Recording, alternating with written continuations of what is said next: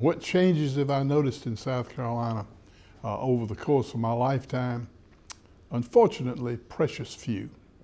Now, of course, there have been superficial changes. We make more money, and we have taller buildings, and our race relations no longer deteriorate to confrontations in the street, although that may be right around the corner. The progress in that area is really, sometimes I think, entirely superficial. There's a long way to go to truly socially integrate South Carolina and to make real progress economically and culturally. I wanted to establish a law school at the College of Charleston when I was in. Why? Just because I'm a lawyer. We only have one law school in the state. Thought it'd be nice to have one as a part of the College of Charleston. I ran head on into the Commission on Higher Education that was determined that we would not duplicate professional education in South Carolina. One law school, there'd never be but one. The fact that a second medical school was built in Columbia, and actually I had a good bit to do with that because I was in the legislature in Columbia at the time, turned out in the view of many to be a mistake. It diluted the services of the two schools and didn't produce the kind of result that we wanted.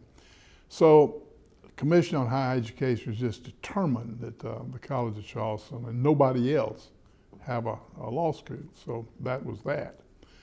I then attempted to establish a 501c3, that is a nonprofit institution, and none of the agencies of banking would lend us any money. They just weren't familiar with the concept of a nonprofit borrowing money. So we just incorporated it the good old American way, free enterprise as personified by Wall Street, sold stock in it, yeah it is. Now, we took a big chance in doing that. I mean, it could have failed. I'm happy to say it succeeded, but it could have failed. The need was there. I knew that statistically, South Carolina had fewer lawyers per capita than almost any state in the nation. Some people said, we don't need more lawyers. And my response to that is, of course we do. Some people are having to share a lawyer. There's not even enough lawyers for everybody to have one. So I knew there was enough demand. Also, more seriously, we had students that graduated from the College of Charleston, well qualified to go to law school. I know who's well qualified because I've been involved in legal education. But they couldn't get in the University of South Carolina either because they weren't one of the 250 best qualified, or in some cases best connected. So I knew that there was a demand, and these bright young students graduated from the College of Charleston often had to go out of state. Although I will say there were more College of Charleston graduates at the Carolina Law School than any other school except Carolina itself.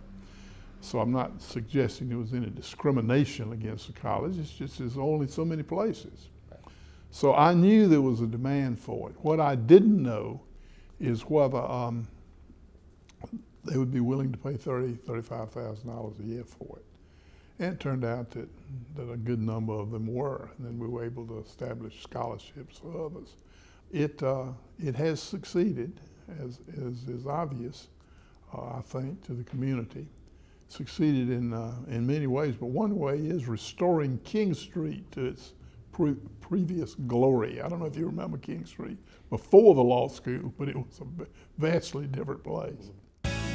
Envision, South Carolina, world class, globally connected.